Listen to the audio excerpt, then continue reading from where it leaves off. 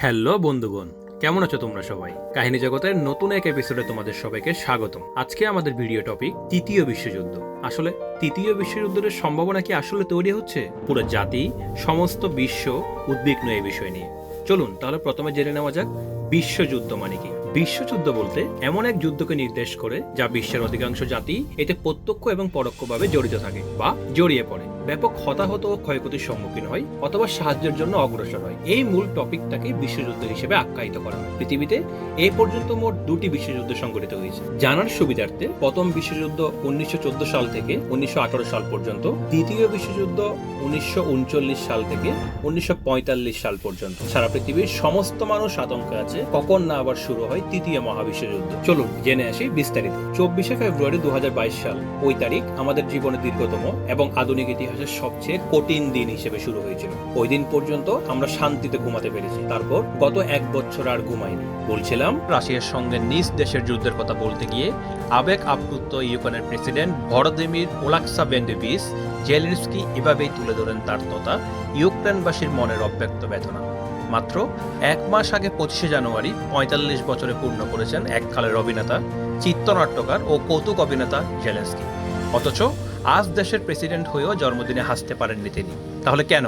তার ভাষায় এর নেপথ্য কারণ প্রতিপক্ষ রাশিয়ার ক্রমাগত হুমকি, বোমা বর্ষণ, ক্রুজ মিসাইল নিক্ষেপ, মুহূর্ত আক্রমণ, ভুতুরে অন্ধকার পার করা প্রতিটি রাত। তবে তার আশাবাদী ইউক্রেনবাসী সবই মেনে নেবে, কারণ এবছরের সালে জয়লাভের জন্য সব ত্যাগ স্বীকার করবে ইউক্রেনবাসী। কারণ বছরব্যাপী দুঃখ যন্ত্রণা সহ করেও নিজেদের আস্থা এবং ঐক্য ধরে রেখে ইউক্রেনবাসী নিজেদের অপরাজয় প্রমাণ করেছে। সত্য কথা বলতে আন্তর্জাতিক রাজনীতিতে বৃহৎ শক্তিগুলো পরস্পরকে নানা ধরনের হুমকি দিচ্ছে। সিরিয়ার গৃহযুদ্ধকে কেন্দ্র করে আন্তর্জাতিক রাজনীতিতে ক্রমশই অস্থিরতা বাড়ছে। অপরদিকে এই যুদ্ধে সিরিয়ার প্রেসিডেন্ট বাশার আল আসাদের পক্ষে গভীরভাবে জড়িয়ে পড়ছে রাশিয়া।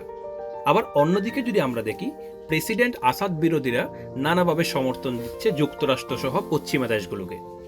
এখানে মূল ঝুঁকি আসলে কি? এখানে মূল ঝুঁকি হলো সিরিয়ার রাসায়নিক অস্ত্র ব্যবহারের অভিযোগকে কেন্দ্র করে রাশিয়া এবং আমেরিকার মধ্যে সংঘাতে জড়িয়ে পড়া, যা নিয়ে আতঙ্ক রয়েছে সব দেশ।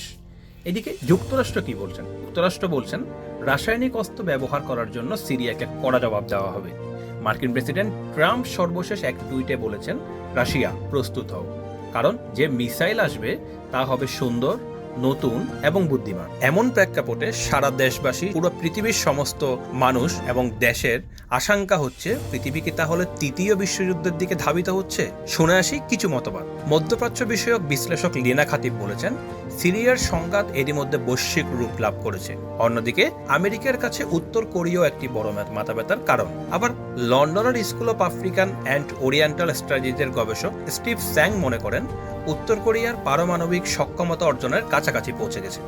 সর্বশেষ মস্কোর ইনস্টিটিউট অফ পলিটিক্যাল স্টাডিজ এর গবেষক সার্গেও মার্কভ বলেন, পশ্চিমা নেতারা নিজেদের রাশিয়ার চেয়ে শক্তিশালী মনে করে। পৃথিবীতে এখন নানা ধরনের দ্বন্দ্ব কিংবা সংঘাত চলছে এবং নানা দেশ এটার সাথে প্রত্যক্ষ এবং পরোক্ষভাবে জড়িত হয়ে যাচ্ছে।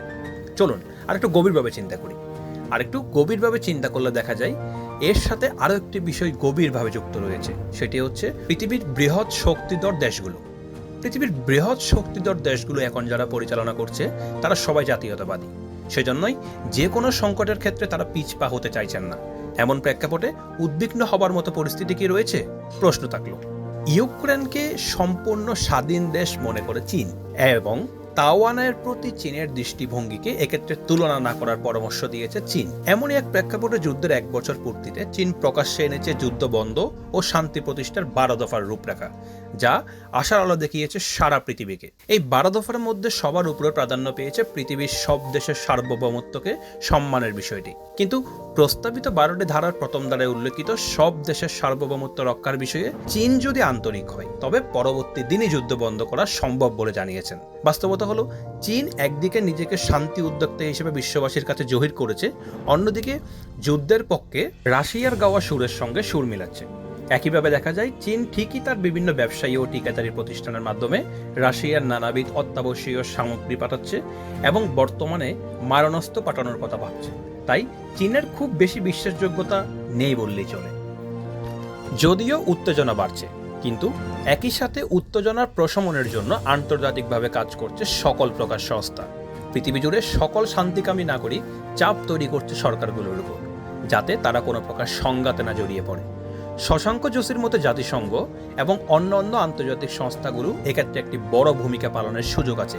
যে কোনো ধরনের বড় যুদ্ধ থামানোর জন্য জাতিসংঘ বড় ভূমিকা পালন করতে পারে বলে মনে করেন সারা বিশ্বের নাগরিক। তবে আশার কথা হলো, শক্তি থাকলেই পাশের দুর্বল রাষ্ট্রকে বা রাষ্ট্রের অংশ দখল করার বিরুদ্ধে চীনের সাহসী উচ্চারণ বিশ্বের শতাধিক ক্ষুদ্র ও দুর্বল রাষ্ট্রকে উজ্জীবিত করছে। জাতিসংঘ সহ অন্য আঞ্চলিক সংগঠন এই যুদ্ধ বন্ধে যা কিছু সুপারিশ করেছে, সেই সব সুপারিশের প্রায় সবই রয়েছে চীনের প্রস্তাবে। এবার দেখা যাক তারা কি শান্তিপ্রিয়ভাবে সকল সমস্যার সমাধান করে দেশ এবং সারা বিশ্বের শান্তি প্রতিষ্ঠা করবে, নাকি পৃথিবীকে ঠেলে দিবে নতুন এক ধ্বংসযোগ্য যুদ্ধের কিনারে। বন্ধুরা, কেমন লাগলো এই ভিডিওটি?